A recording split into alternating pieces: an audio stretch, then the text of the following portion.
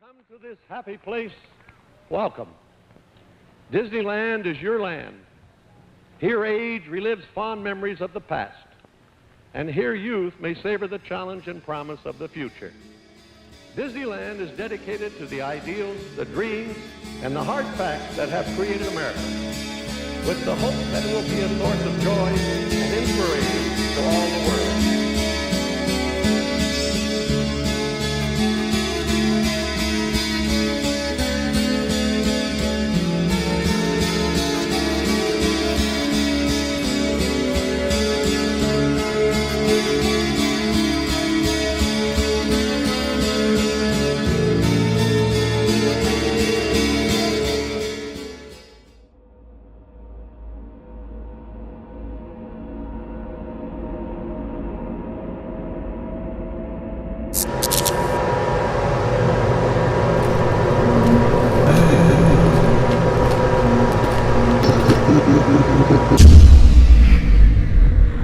Wanna see my head come off?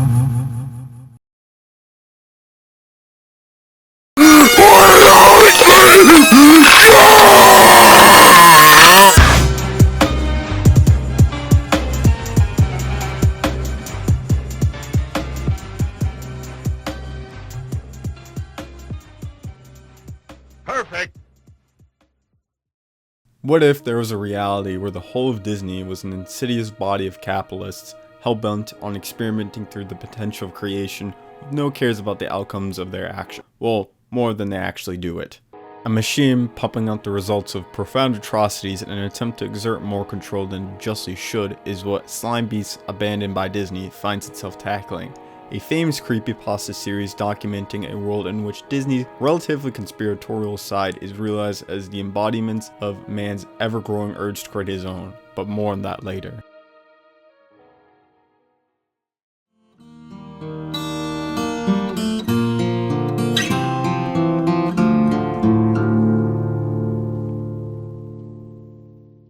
Our story begins with our unnamed protagonist discussing, in blog format, a bit of history of two places seemingly left to rot by Disney, Treasure Island and Mowgli's Palace. Treasure Island is the more mysterious case since they ditched it for no real reason, but Mowgli's Palace is more obvious. A resort based on the recently released, at the time, Jungle Book in North Carolina that already had controversy even before the project started proper, with a land dispute entangling the local government. The resort began production in the early 90s anyways, with architecture resembling an Indian palace and an actual jungle surrounding, with employees dressed in tribe cloth. Construction was done and had locals and tourists pouring in to see what was happening, but then it stopped.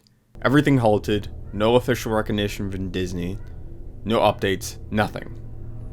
Rumors began to spread about possible reasons why the mouse seemingly packed up and left so suddenly. A popular one being that the aquarium fish had been released into local sources of water, whether accidentally or not. Our author takes interest in visiting Mowgli's Palace after reading articles about urban exploration involving Disney's lost children and decides to go at it alone.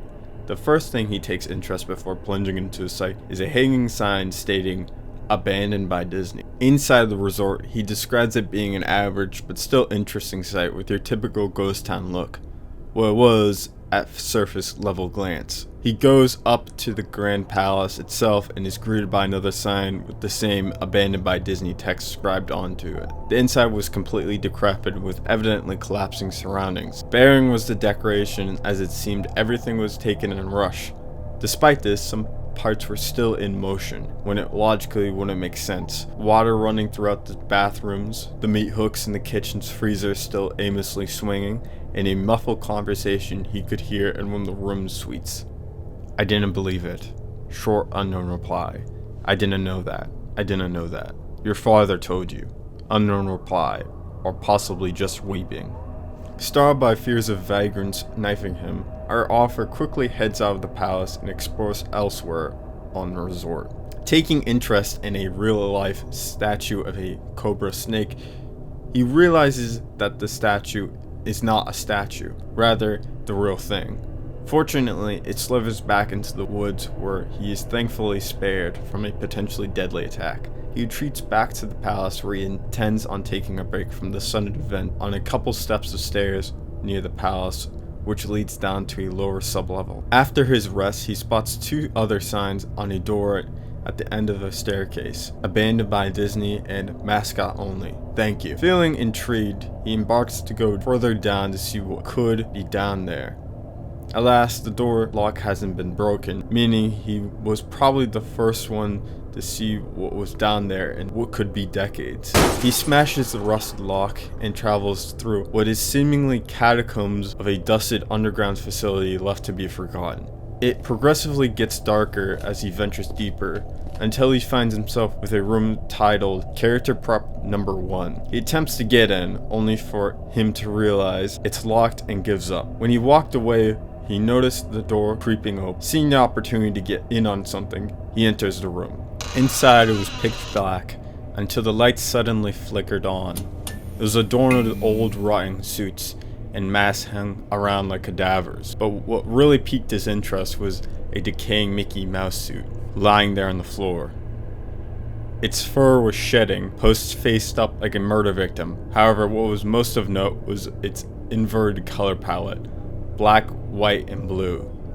Seeing the opportunity for a gnarly photo shoot, he picks up a Donald Duck head, when a skull slides out and breaks on contact with the floor. He stood there in horror, unsure of what to do with his thoughts racing through his head, when abruptly, the photo-negative Mickey stood up and faced him. He reaches for his camera and tries to take a photo, only for it to be distorted, then run out of battery. The creature replicated a chilling but accurate Mickey Mouse voice. It started to pull at its own head, working its clumsy, glove-clad fingers around its neck with clawing, impatient movements similar to a wounded man trying to pull himself free from a predator's jaws. As it worked its digits into its neck, so much blood, so much thick, chunky, yellow blood. I turned away as soon as I heard a sickening tearing of cloth and flesh, only cared about getting away. Above the doorway out of this room, I saw the final message clawed into the metal with bone and fingernails: abandoned by God. I never got the pictures out of the camera. I never wrote the blog entry about it.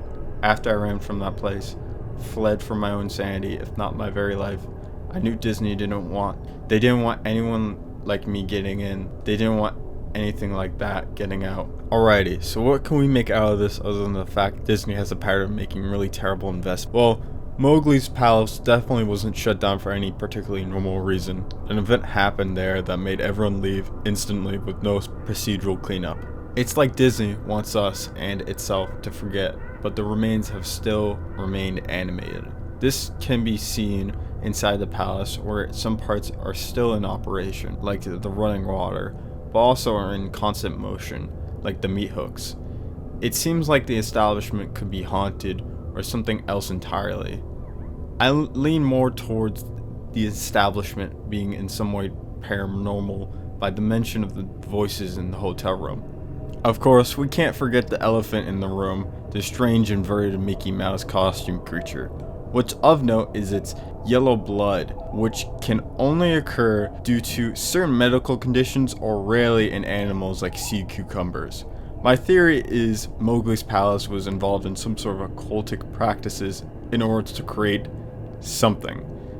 These practices involved killing visitors or those working there at the time in order to achieve their goals. This may explain the strange occurrences in the palace and the skull inside the Donald Duck head.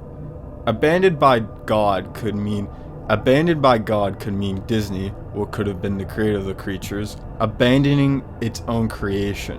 One final thing I'd like to leave on are the real-life parallels in the story.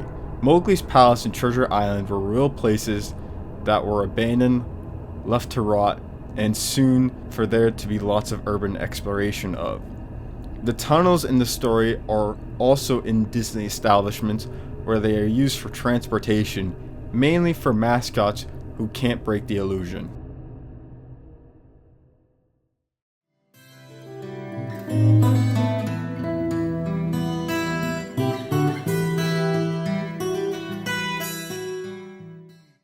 This is a prequel to Abandoned by Disney, but it's not much as a fully fledged out one, more as a companion piece that gives some backstory on what happened before Mowgli's palace was abandoned. It's pretty short and doesn't have conventional story structure, so I'll just read a select couple of quotes that I find interesting.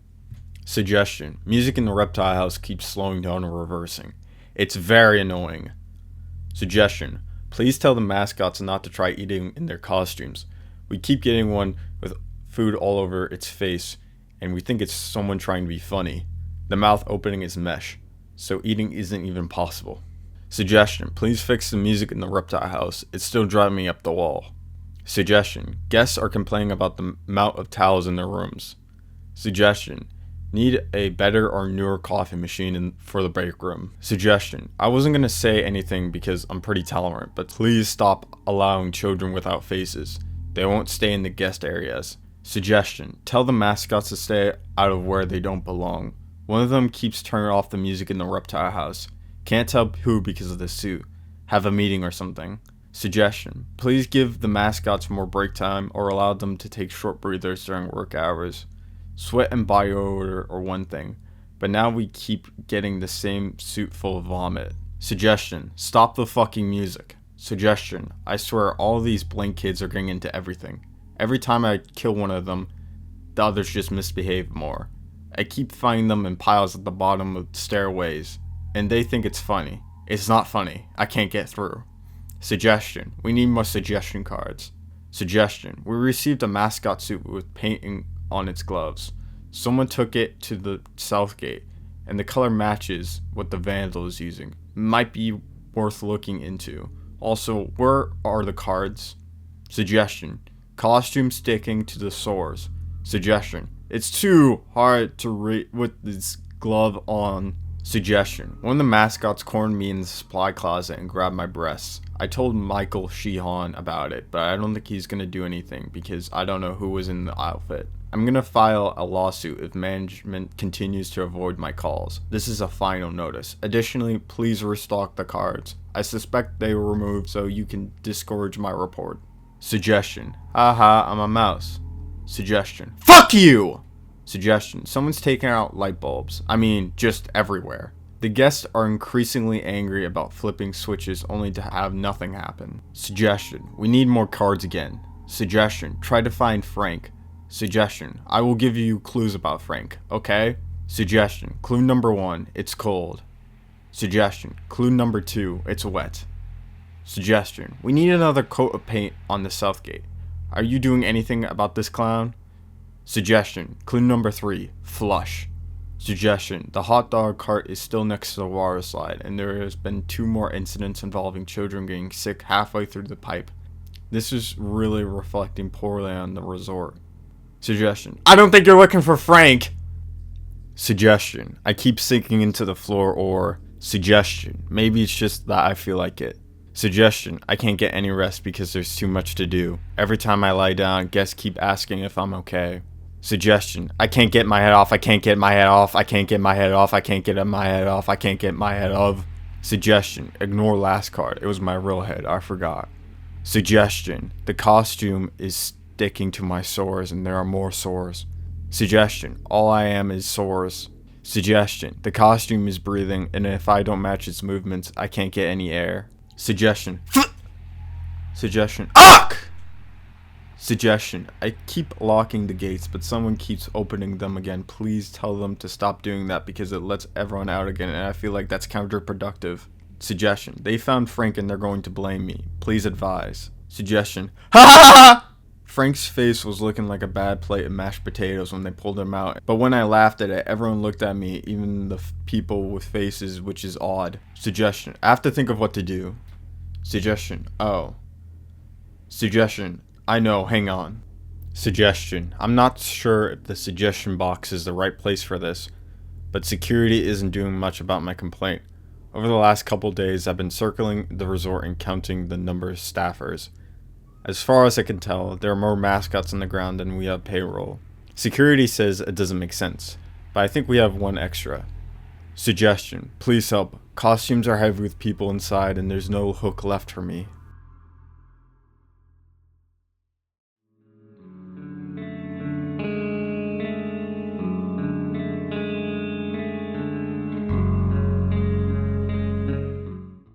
Considered the fan favorite of the tetralogy, Room Zero takes us ahead sometime after the original Abandoned by Disney was posted in universe. Our author starts by thanking those that have read the original story and reposted it across the web, in spite of corporate sites taking it down.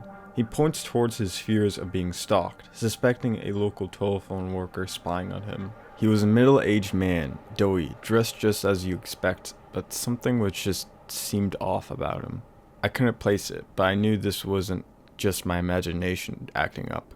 He was awkward and out of place, not somebody who was comfortable doing his daily routine job. I followed him around a corner, only to lose him there. When I turned back to go home, there he was, staring directly at me, about 10 feet behind me, expressionless and cold. "Exploring?" he asked. That was all he said, and there was an accusing tone to his voice. "Tell me what blue-collar phone jockey does that?" Mickey Mouse head silhouettes start to appear all through his daily life, which heightens his fear of being perpetually watched.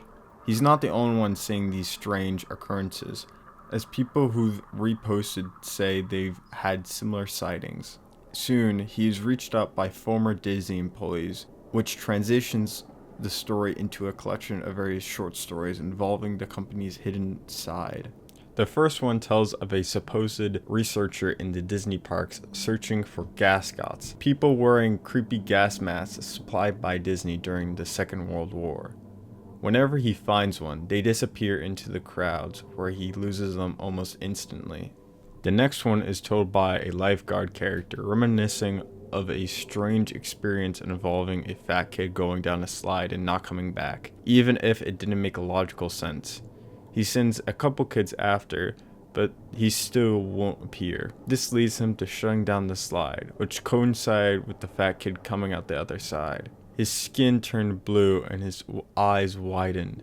He uttered, "Node-face kids," and stopped squeezing. After that, he began to notice small bizarre happenings, like kids not coming out in order. When they came out that way, they had a confused and or concerned look on their face, and they never slid on that slide again. Another, perhaps darker tale is of a park employee's recollection on strange mascot procedures involving dying in the suit. In the event they drop dead, a supplementary character must sit and pose with the corpse until a dry cleaner whisks them away to be cleaned. Snow White, which wasn't the actual role she played, was a character in the park. She had a nice little tidbit for me. You know what happens when a costume employee drops dead in the suit? Like 1 second he's taking a picture with little Jimmy, and then the next he's had a fatal stroke. A second costume mascot in the area has to sit with the corpse on a curb or bench and wait for the designated dry cleaner to arrive and cart the body away in a discreet manner. All the while, patrons have no idea they're sitting with a dead body for photo ops. Feel free to check your photo albums at this point. This one, given by the janitor, tells of the time working in dark zones, clubs away from the mainland for the ultra-rich. Yeah, you could probably tell where this is going. Essentially, the main park itself is a bright zone, while entrances into secret clubs are behind gray zones, like Club 22, an exclusive clique inside Disney locked behind an incredibly costly membership. Think of the most putrid acts of man in whatever left in its wake. That's what the janitor seized and threw away into a furnace within a nice little cottage. He sneaks the garbage out of view through utilidors, something I mentioned before. Connected tunnels all around the park for janitors and mascots to use without being seen traveling by guests. The final story is brought to us by two people, giving their own account on a similar occurrence, Hammer and Ida. Hammer was a construction worker who noticed a massive supermarket worth plot of land labeled "Do Not Build" on a blueprint for an area he was working on. He asked his superior and he gave a nothing answer. Then he started noticing gascots huddled into groups near corners. They appeared weak, moving stiffly, and it had condensation built on their glass eye sockets. He began searching for possible leads on what were the gascots, until he found an elderly woman with some experience with the circumstance, Ida. She asserted Room Zero, a bunker built during the Cold War in case of a bombing attack with gas masks resembling Disney characters, like the ones made during World War II to make it more child-friendly. One day while she was working at a restaurant during her full day, the sirens went off.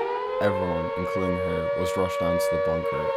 It was quiet at first, and then there was a yell and rain that could be heard, which soon evolved into complete anarchy with people at arms.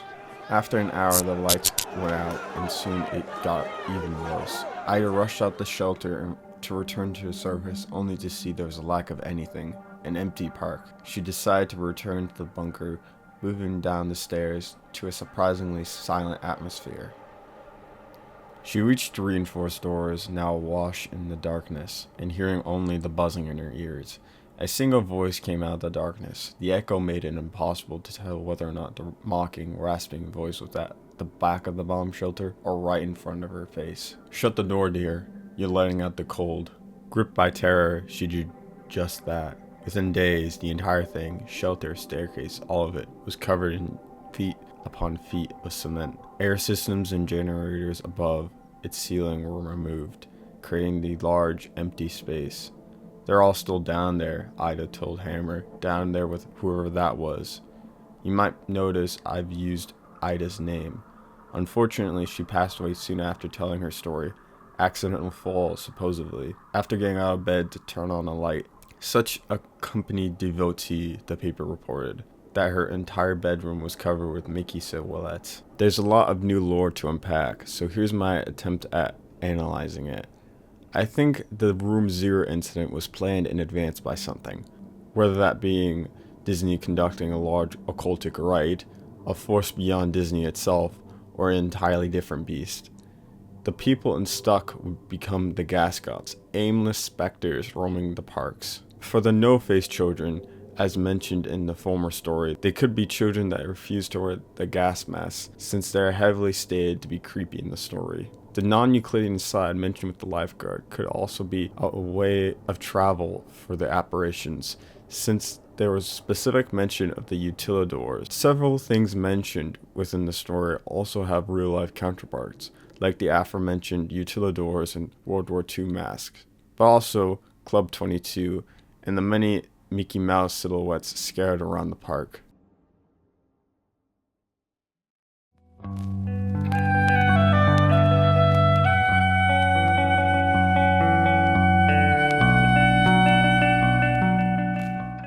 A direct continuation from the last part, Corruptus begins by continuing the story and being at least 2 years after he wrote Abandoned by Disney. His story has gotten even more popular, regardless of being taken down more, to the point where a big YouTuber read it only for it to be taken down with threats of legal action. Our author has been stressing more recently with his fears of stalking, broken windows, random phone calls, or etc. He starts to notice a group of individuals writing on their clipboards, all with the same outfit he calls the focus group. Managing to catch one and taking his clipboard, all there was random gibberish and crude Mickey Mouse silhouettes. He interprets this as them trying to make him seem more insane with the absurd premise. Despite this, he persists in trying to learn more esoteric information about Disney. That's when he gets an email called Corruptus, which he cannot access through the internet because of his internet and social media accounts disappearing. He thought ahead of this and printed thousands of copies, plastering hundreds of them in random places. Known Corruptus incidents up to and including January 2015, Treasure Island, extreme agitation, inappropriate activity within vulture population, mild to moderate agitation, inappropriate human activity, resolved Corruptus, unidentified avian species, abandoned, final, Disney Pop Century Resort, misplaced and mobile objects, chronological displacement, anachronisms, unresolved Corruptus, wandering entity, pending, Disney's River County, microorganism infestation, unresolved Corruptus, Clear Man aka See-Through Man aka Friendly John, abandoned, final. Imageworks, the What If Labs, 2nd floor, multiple missing persons reports regarding Dreamfinder's School of Drama, pin screen fatality, vibrating mirror sickness, unresolved Corruptus, Woolly Wizard, installation, abandoned, final. Mowgli's Palace, auditory hallucination and or projection, misplaced and mobile objects, moderate to severe agitation, inappropriate human activity, unresolved corruptus, inverted character, abandoned, final. The new global neighborhood, resolved corruptus, fiber optic worm, NGNC1, resolved corruptus, digital howl, NGNC2, resolved, repurposed. Room 0, sudden onset mass hysteria, auditory hallucination and or projection, unresolved corruptus, unknown, contained, final. Reading this, he begins to think that corruptus is a manifestation of an actual corruption itself, traversing Disney facilities and in turn corrupting them, whether that be ideas, living things, or else. If you believe in the Bible at all, and I'm not sure if I do, especially not after what I've seen, then maybe God wasn't angry because people worshipped other things. Maybe he was afraid. Maybe if enough people believe in something hard enough, there's a chance it will come to be. Since we're naturally flawed being, that means there's a very good chance such a thing would be corrupted. If you think about it, Disney animated films always had one overriding message. Clap your hands and believe hard enough, and Tinkerbell will live. When you wish upon a star, anything your heart desires. People like to say Disney has some connection to Satanism, but I never thought into that. I still don't. I think they're trying to create that golden calf, a god idol that everyone believes in, one that everyone loves. It's almost as if any dream or idea that is shared by enough human hearts and minds has a real chance of being born into this world. The creatures, if any, exist beyond what I saw with my own eyes. I think they're the deformed half-starts, random manifestations of some dark, unqualifiable non-life that seeped into our state of being. Their mistake of reality, cosmic abortions, the corrupted. Did everyone in Emerald Isle harbor such a negative impression of Mowgli's palace? How potent was the fear of nuclear war on the day Room 0 became full? If you want to find gascots and mystery voices, does that search bring about the very thing you're looking for? How many children have been disappointed, confused, or scared for life when they saw Mickey Mouse without his head? These questions I'm never going to be able to answer. I don't know if anyone can. Speaking personally, this will probably be the last time I talk to you about Disney and everything I've learned about them. I'm truly sorry for that, especially since there's so much more I could say. Unconfirmed rumors, documents, and items I received that now seem to be gone forever. I thought they were just trying to contain the Mickey costume. I thought that's why they went out of their way to keep the public in the dark so much, why they caressed and bullied to get their way. Now I realize I was wrong. It was this all along. They didn't want anything like this getting out.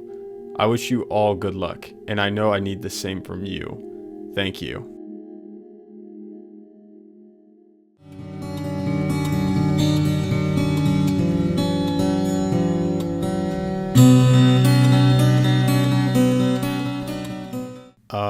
So originally this part was going to have an interview with the author Slimebeast, but he didn't get my email or didn't see it, so yeah.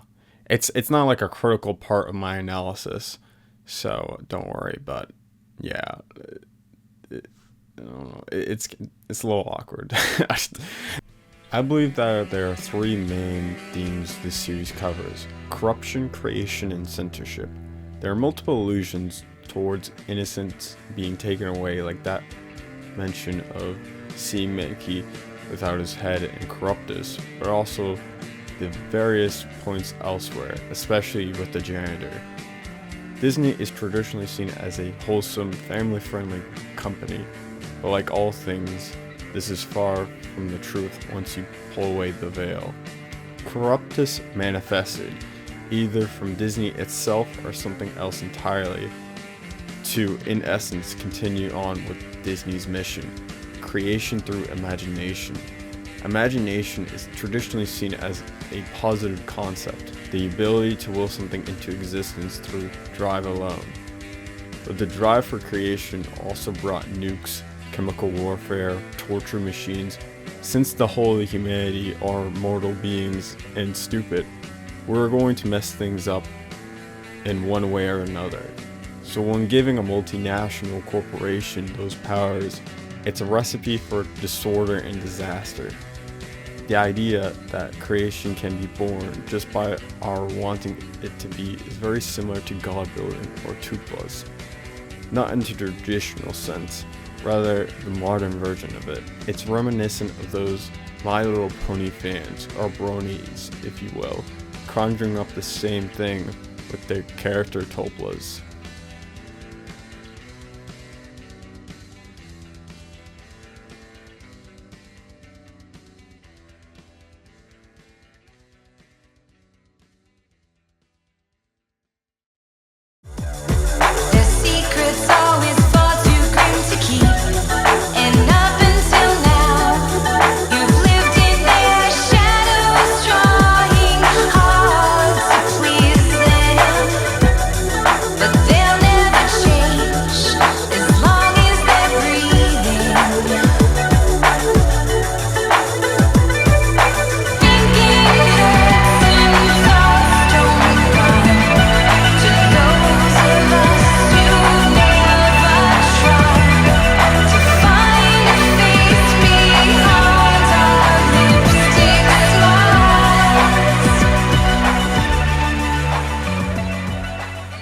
My mango is to blow up and then act like I don't know nobody. Ether flow!